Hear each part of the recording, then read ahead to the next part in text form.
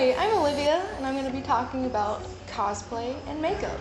So a lot of cosplayers have the struggle of getting that set palette together, and when it's monochromatic like that, you really want to get the correct kind of tone, or else it's going to just look washed out and fuzzy.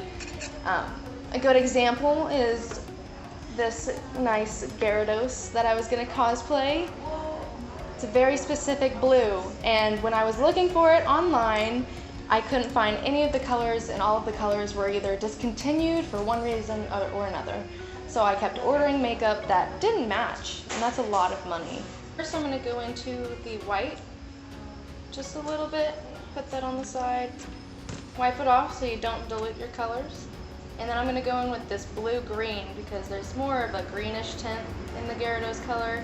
That is very hard to match, by the way. And just go in with little bits of white at one time or another.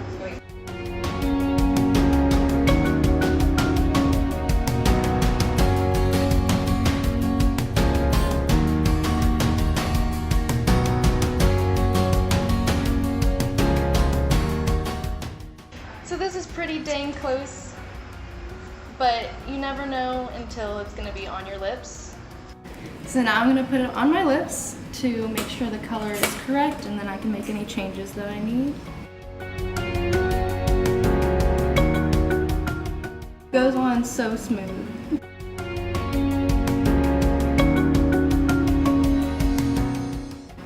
Oh yeah, that is the correct color.